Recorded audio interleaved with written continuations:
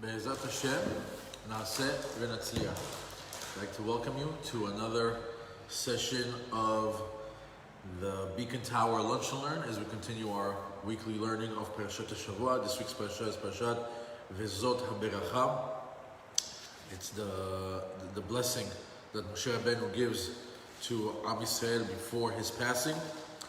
Before we get started on this class, I'd like to give an honorable mention to H&M Builders, Joseph Dornbush and the Dornbush family from H&M Builders, giving us allowing us the use of the space, and also for Judah Mendel from Mendel Law for putting this class together, for sponsoring it, and also made this class be to the Ilui Nishmat of Mr. Dornbush, the grandfather. His name escapes me. If you get it throughout the class, let me know and we'll mention it, but this class should be to his Ilui Nishmat. Be'ezrat Hashem, just as we are studying the Parashat of Vezot HaBracha, and this is the blessing, may this be the blessing for the Dornbush family, for Judah Mendel and family, Bracha v'atzlacha b'chol ma'aseh yedeihem, that they have a gmar chatima tova, and that they have a year filled with blessings, filled with besorot torot, filled with gdusha tahara, and Be'ezrat Hashem, you go higher and higher b'ruchaniyut and the gashmiyut. Let's get started. So, Moshe is blessing the tribes right before his death. We know that the whole Sefer Devarim is a 36-day journey of Moshe's farewell. The book started with a reproof, with a scolding, with a reprimand of the Jewish people over the 40-year period that they spent together. Then last week's parasha, we had the rebuke in the Shirah of in Parashat Ha'azinu. And right now, the last parasha of the Chumash, Moshe Rabbeinu concludes with a blessing for Am Yisrael, a blessing for the 12 tribes. And it's a unique blessing given by Moshe, who in the first pasuk gets a very interesting title. Vezot HaBeracha, and this is the blessing. Asher berech Moshe Isha Elohim el bnei Yisrael lifnei moto. That Moshe Rabbeinu, Isha Elohim, the man of God, blessed the Jewish people before his death. So, Isha, we could always say that a person is a tzaddik, a person is righteous, a person is good.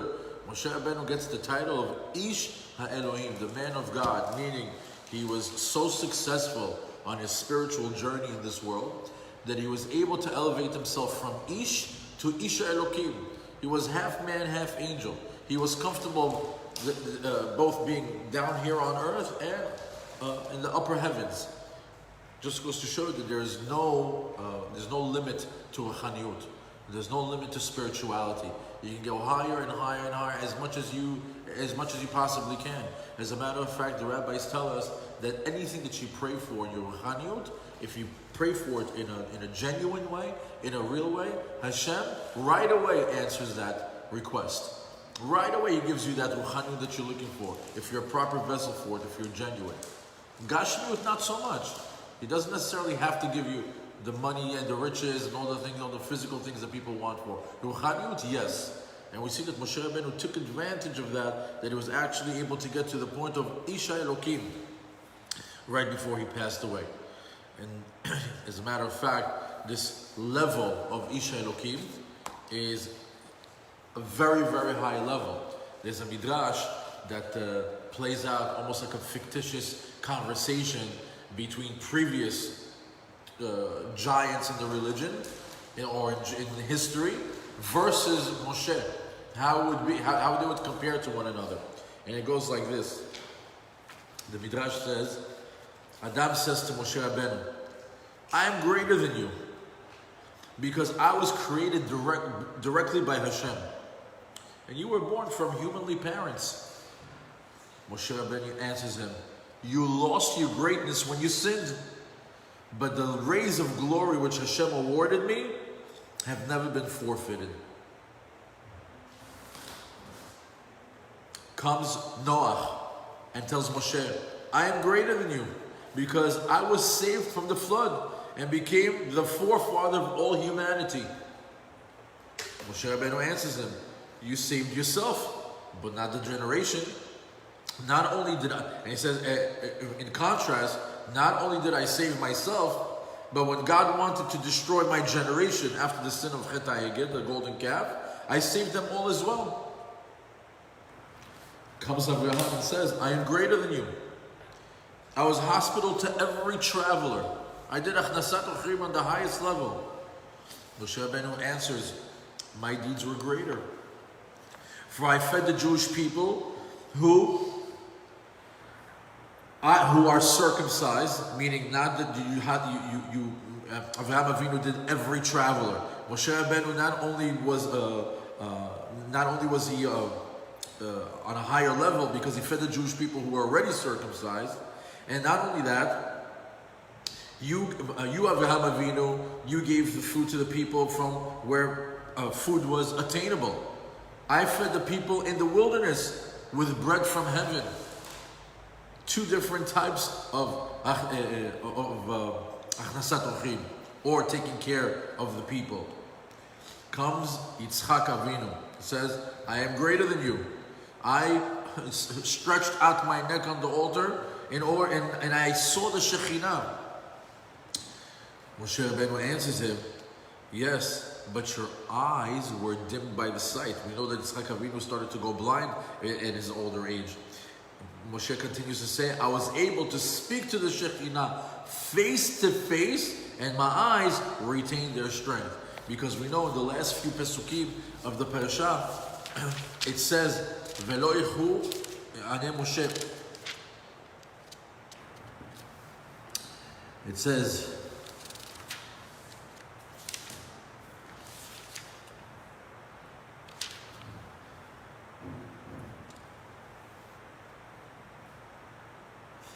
Moshe ben 120 shana b'moto, and Moshe was 120 years old when he died. Lo chahata ino velo nas lecho, meaning his vision was a perfect vision in his older age. So to Yitzchak that says I saw the Shekhinah, Moshe Rabbeinu says I also saw Shekhinah face to face. Yes, I retained my vision. Comes Yaakov and tells Moshe Rabbeinu, I wrestled with an angel and overcame him.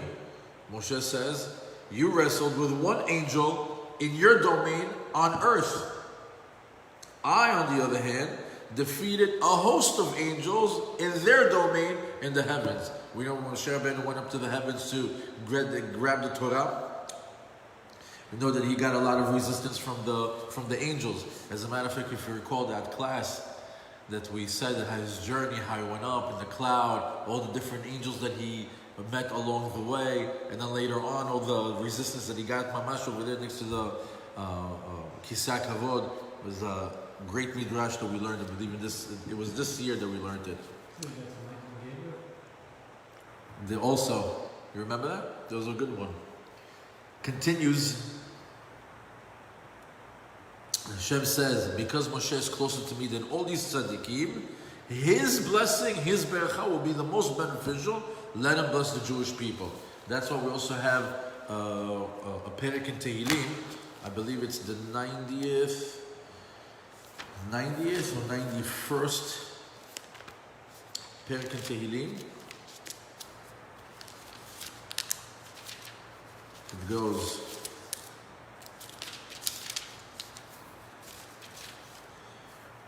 Tehillim Perek Tzadik, the 90th chapter in Tehillim says, Tefillah leMoshe ish Elohim, Adonai ma'on ata hita lanu b'dor v'dor. This is a perek in Tehillim that Moshe Rabbeinu wrote.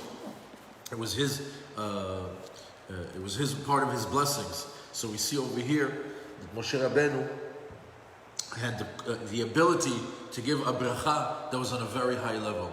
He was given a bracha that he went through so many trials and tribulations, so many tests, passing them, that he seemed to be the proper one, the one who had the most merit to give these berachot to Am Yisrael. Now,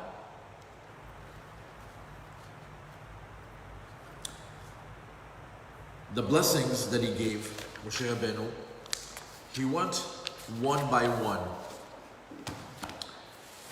He started with giving a background of Am Yisrael, how great they are, and then he started with the blessings of the tribes.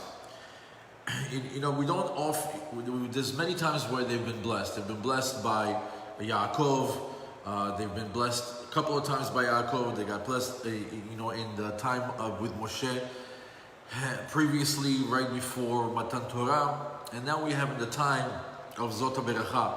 It's very interesting that at the end, when all the history has sort of somewhat played out, that we have over here a little bit of a deeper understanding of what each blessing is. So, for example, Reuven, when it says Reuven, Ve'al yamot v'imatav mispar, it says, may Reuven live and not die, and may his men be counted among the tribes. So, why should Reuven live and not die? And why does he need to be counted amongst the tribes? So Reuven, as we know, one of the bracha is that the army that came from Shevet Reuven should not fall in battle, that all their numbers should return back full when they come home, which is understandable. We want them to be protected when they go to battle. But the reason why we want them to be protected, because Reuven had a sin that involved Bilha. If you recall, when Rachel passed away, Reuven took the bed of his mother and put it into. He mixed the beds of his of the maid and his mother. So because he had the incident involving Bilha, it got held against him in the future that Reuven had repented on this mistake, meaning we know that he did something wrong. His father was very upset with him, and he did a teshuvah on it. So Moshe Rabbeinu was giving him the bracha that you should also be counted amongst the tribes, because of this mistake, there was a chance that he did something wrong and would not be part of the tribes. Later on, we'll see how that plays out with somebody else in one of his other brothers. Reuven was the firstborn, so he was the one that got the first beracha. The next one is Shimon. But if you look closely, Shimon is not mentioned. Shimon is not mentioned. It goes straight from Reuven to Yehuda. And the reason why Shimon was not mentioned is because Moshe Rabbeinu was angry at the tribe of Shimon because of what happened with Zimri. If you remember that whole story with the princess from Moab, with Zimri and Salu, and Moshe Rabbeinu was very upset that many Jews had to die because of that incident, because of that tribe. Because we know that Yaakov Avinu reproved both Shimon and Levi for the killings that they did in Shechem, right? Levi improved, Shimon didn't. We see that Shimon deteriorated even more, because even though he was warned by his father for the killing of Shechem, he brought additional killings up on Am Yisrael with the killings during the plague of Zimri and Salu, which ironically had both 24,000 people that died. And we know that we learned it in a different midrash that this 24,000 of Shechem and 24,000 of the Zimri and Salu is also connected to the 24,000 students of Rabbi Akiva. It's a whole midrash of how they are the Gilgulim of one another and how they all came back and what their story was. But Moshe Rabbeinu was very upset that Shimon's tribe did not improve their ways, that he skipped out on giving them a blessing. As a matter of fact, Shimon was actually squeezed into the Beracha of Yehuda. Shimon was squeezed into his neighbor. That's why it says over here, Vayomer Yehuda, Vayomer Shema Hashem. Why did Moshe Rabbeinu use the word Shema? To hint to us that Shimon is included over there. Because Moshe Rabbeinu was hoping that when Shimon would be close to the tribe of Yehuda, his presence of Yehuda would restrain Shimon from further acts of unjustified violence, that maybe he would learn from Yehuda. And why would that be? Why would Shimon get an influence from Yehuda? Because Yehuda is right after Reuven. If you remember the story of Bereshit, Yehuda caused his brother Reuven to confess that he did wrong. Where do we see this? After Yehuda had a very courageous admission to the guilt that he did for the incident that involved Tamar, Reuven, right after he saw how Yehuda stepped up to the plate and said, I did it, I admit it, that he had courage to admit his wrongdoings, Reuven took courage and admitted in front of his father Yaakov, I disarranged my father's couch. I'm the one that took away Bilhah's bed and I put it over there. And because of that, because Yehuda gave him the courage to admit it, then Moshe Rabbeinu put Shimon's blessings into Yehuda's blessings. Furthermore, during the 40-year journey, the Bnei Israel carried all the coffins of all of Yaakov's sons. You know, all the 12 tribes, they died in Egypt. But they were also taken out of Egypt, not just Yosef's bones. Everybody's bones were taken out. And Yehuda's bones, in the process, got disconnected. They were almost like when they were carrying it, they were rolled around in the coffin. They didn't stay in one piece. And the reason why that happens is because Yehuda brought a punishment upon himself. The punishment that he brought is when he asked Yaakov Avinu to allow him to take Binyamin to Paro, if you recall. He said, allow me to take Binyamin to Egypt. If I do not return him, let me band all my days even after death. Meaning he brought upon himself a curse. That if I don't bring him back, such and such should happen. That should be banned on earth and should be banned in the heavens. And we know that it did happen. He didn't come back with Binyamin. Only the whole story that they had to go back with Yaakov, so on and so forth. I mean, they had to go back and they had to, the whole interaction with Yosef and Yehuda. So Moshe Rabbeinu pleaded with HaKadosh Baruch Hu when it came to Yehuda's blessing. He said, how is it possible that Reuven's remains are intact while Yehuda's remains are all in pieces? Isn't it Yehuda that caused Reuven to do teshuvah? Isn't it Yehuda that caused Reuven to make him admit his wrongdoings to his father Yaakov? So, if Yehuda caused Reuven to become better, shouldn't he have, get the better benefit than Reuven?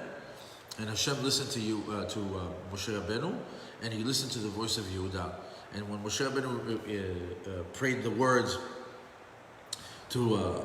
about the Yehuda's bones, they right away became attached again, and Yehuda's neshama was admitted straight to Gan Eden.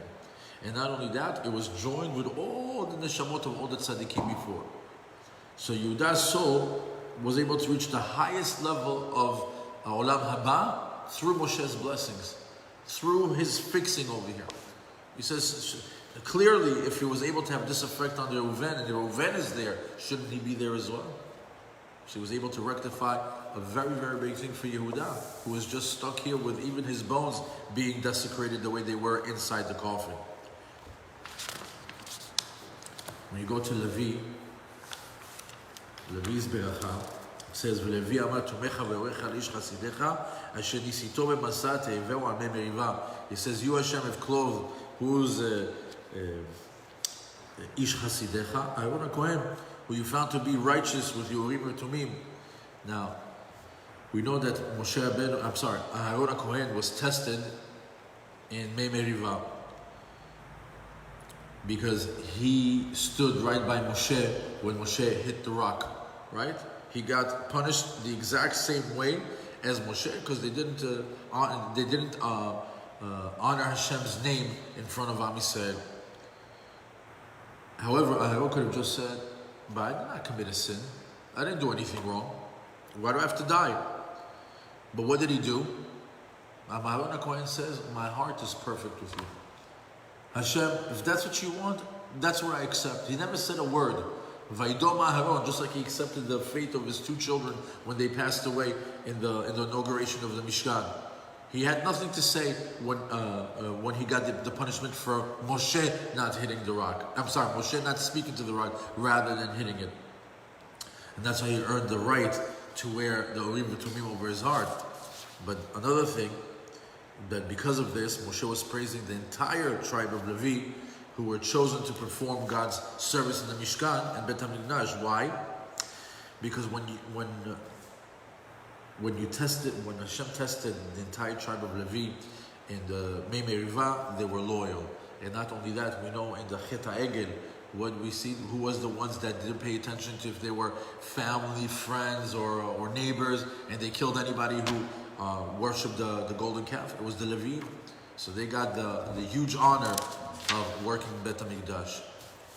Binyamin, obviously after we're talking about the Leviim who performed the service in Bet HaMikdash, Moshe then addresses Binyamin, which is not necessarily the same chronological order. Binyamin was not born right after Levi, right? You see, he has a weird order of putting things together. He starts with Reuven, skips over Shimon, goes to Yehuda, from Yehuda he goes to Levi, from Levi to Binyamin. That's not exactly the way the order that they were born. But there's a connection to it. The reason why Binyamin is now mentioned is because since we're speaking about the Levi in Bet HaMikdash, we talk about Binyamin because Bet HaMikdash was built in his territory. That not only the Bet HaMikdash, but the Kodesh HaKodashim, and all three Bet HaMikdash, the first, the second, and the third, are all going to be built in the same place in his section, in his lot. However, what was the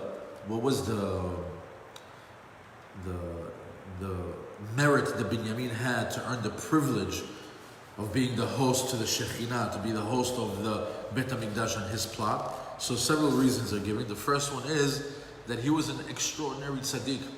He's one of the few people that died without a sin, Binyamin.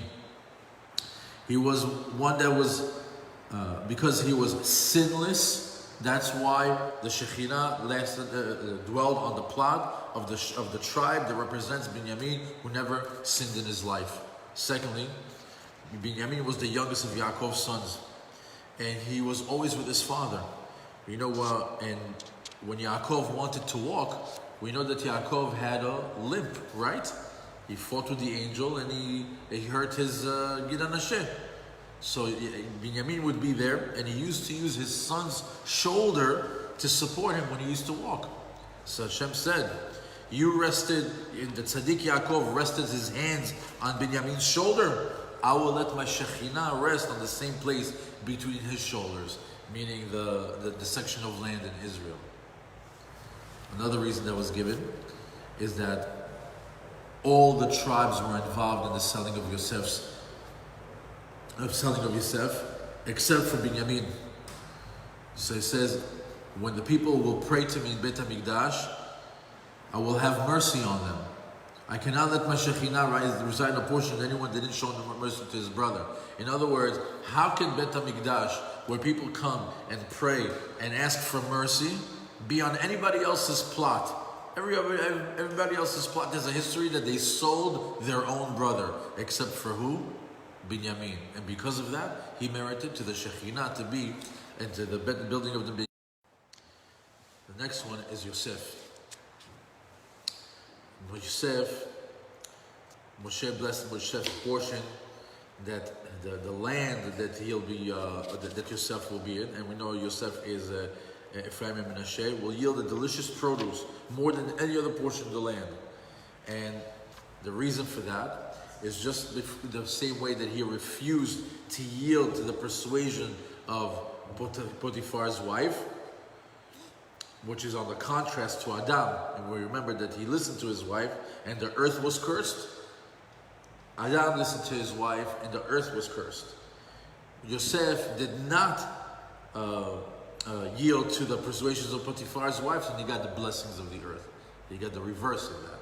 So today's clip is about Yosef, and yesterday's about Yehuda. Just Really? Well, you know, Mashiach ben Yosef and Mashiach ben David. Mashiach ben Yosef comes from Yosef. Mashiach ben David comes from Yehuda. We go to Zevulun. Zevulun and Issachar. We know that Moshe blessed Issachar and Zevulun together, jointly, because the two tribes were partners. Zevulun would do commerce, he would go out and make business, and he split the earnings with Issachar. While his brothers, Issachar, would devote themselves to Torah study. And even though that Issachar is older than Zevulun, once again we see that Zevulun is mentioned first. Again, the order of people being mentioned is noteworthy. And why was he mentioned first? Because if it's not for Zevulun's support, if Zevulun didn't go out there and make the money and give them the money to live, if it wasn't for Zevulun's support of Issachar, they would have been unable to pursue their studies. Issachar would also have to go get a job and support themselves and support their families. So because of that, Zevulun got mentioned first, because he's the one that facilitated that whole relationship. This is how great it is to be able to support Torah learners or Torah institutions. You have no idea how much power it has, and that you're actually learning. You're not only are you keeping families alive, people alive, but in return you're getting tons of Torah that maybe possibly a person that is typically a businessman doesn't have the patience or the mind or the learning head to sit down and learn for hours. It's a great program, this Issachar and Zevulun partnership. Now, Moshe also gave an assurance to Zevulun that his journeys would be without danger and no failure, because they intended to support Issachar with his profit. So because his intentions was that he's going out there to support a Torah learner, his journeys and his profits were protected. I always like to mention this one thing about Issachar, when it says Zevulun Amar Semach Zevulun Betzetcha V'Issachar Bo Alecha. When it says that Zevulun, when you go out, you should be happy. Anybody who's out there in the retail world, or anybody who's out there in the business world, anybody who's out there who's dealing with people, one of the key things to being successful is to have a smile on your face, is to be able to actually be happy when you're dealing with people. Nobody likes to do business with somebody who's cranky, somebody who has a mad face or a sour face. Moshe Rabbeinu was telling us, if you are going to be one of those bunch that's going to be out there and you need to work and work for your livelihood, Semach Zevulun. Go out there with a smile. Go out there and be happy. Project happiness. It will help you be successful. And I think we have just one or two left. We go to God. God, it says over there that Moshe, V'legad Amar Baruch Marchiv Gad, that Hashem extends the territory of God. And the reason why is because we know that there's Reuven, Gad, V'Chatzi Menashe that stayed on the outer part of Israel. They stayed on the part of the Jordan. And why would that be?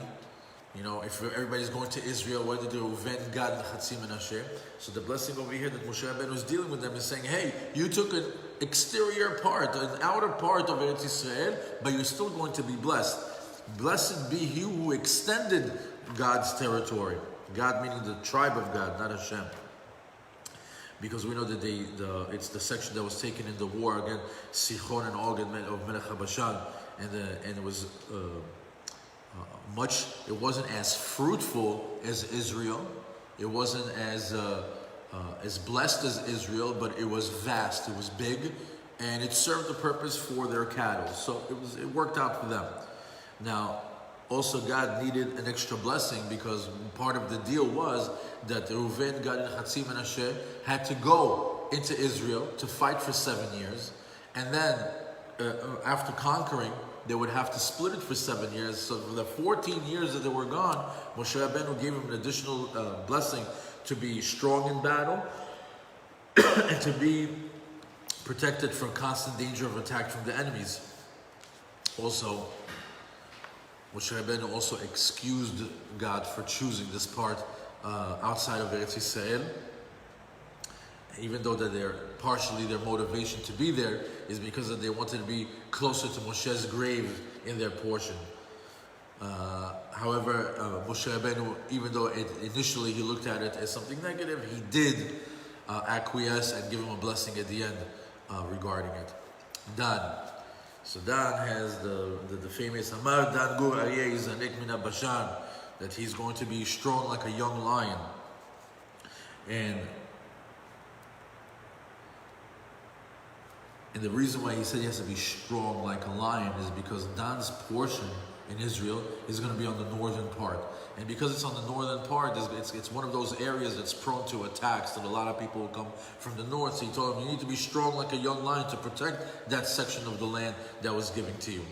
Naphtali is Seva Ratzon Umale Birkat Hashem Yam Darom Yasha. It says that your land satisfies those who live there.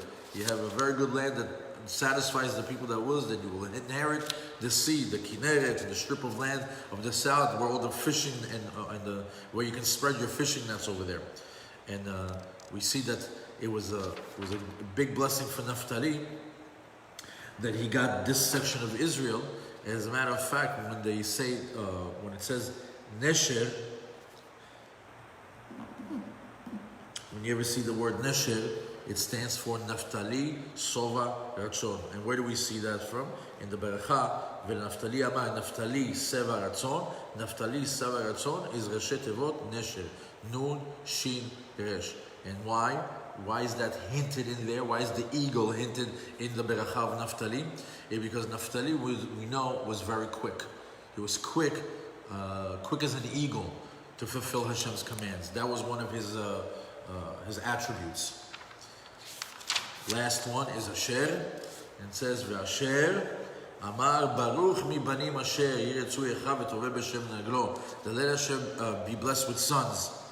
Now, the reason why he's saying that Asher will be blessed with sons is because Asher's descendants were very noble, and many of them were Kohanim. So how could it be that Asher's descendants are Kohanim? You have to be a Kohen to be a Kohen.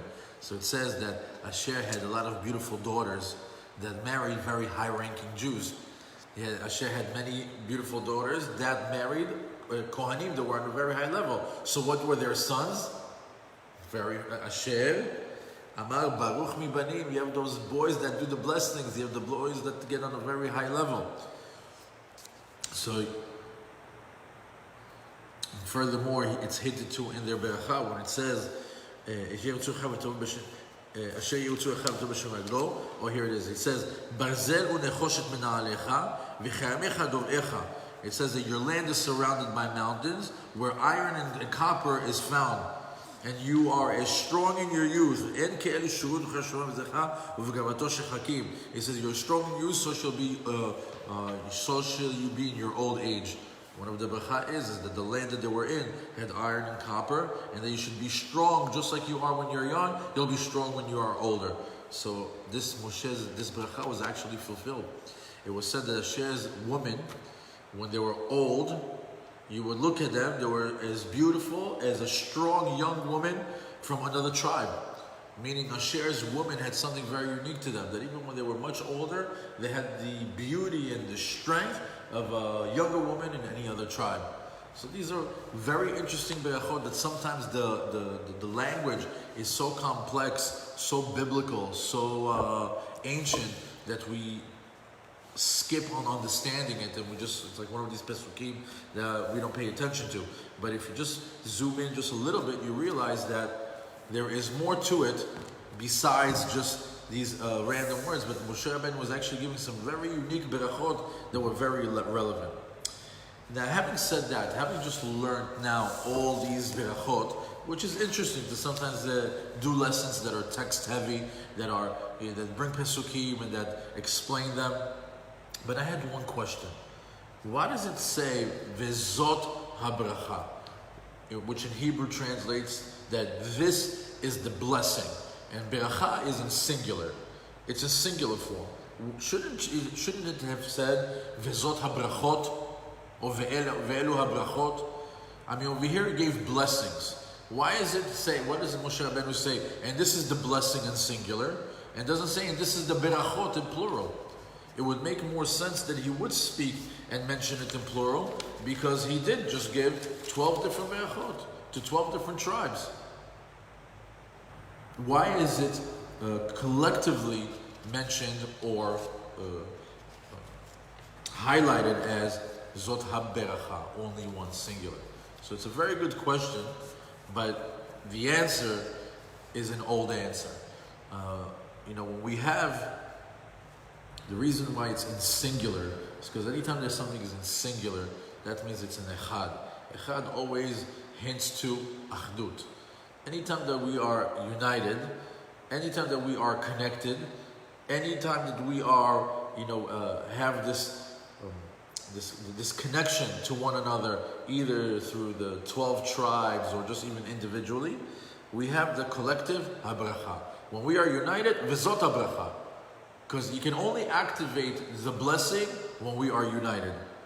That's when we merit the complete blessing. In other words, you have to look at the blessing that Moshe Rabbeinu gave as if there are 12 different parts to one blessing. In other words, it's one big blessing that has 12 different components to it.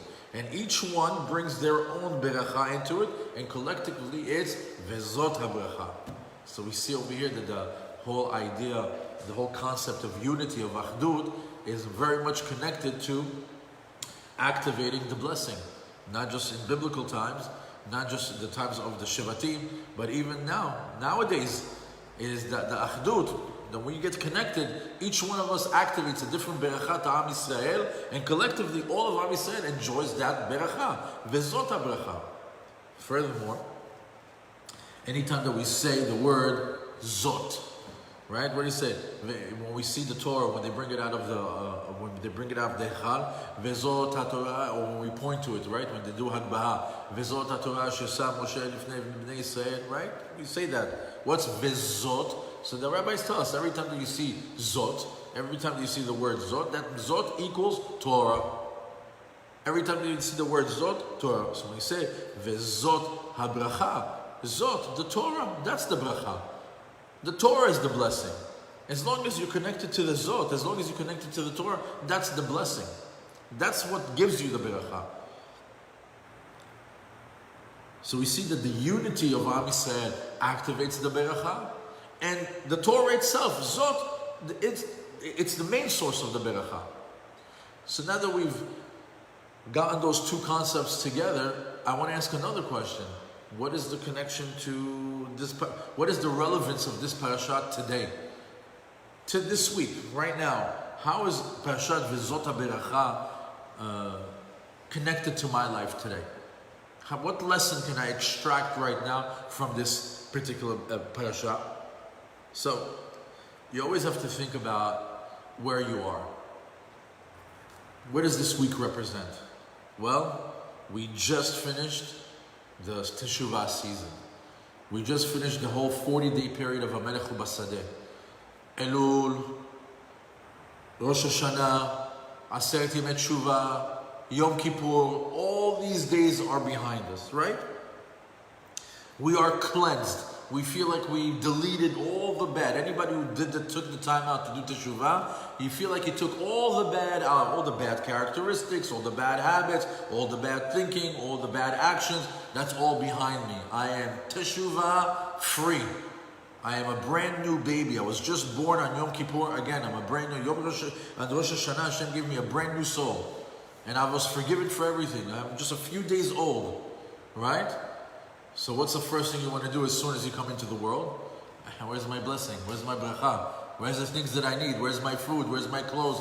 Where's my money? Where's my wife? Where's my children? Everybody's asking, everybody's got their one say, where's the health? Everybody has their one say, where's the bracha? So Hashem tells you, now that you're guilt-free, or you did teshuvah, and now you are completely clean, you must think, or you must expect that you need a blessing. So all of a sudden he says, okay, open up the book, V'zot HaBracha. Oh, V'zot HaBracha, okay, what do we do? How do we get this bracha? First of all, Zot. First of all, Torah. Secondly, V'zot HaBracha in singular, unity.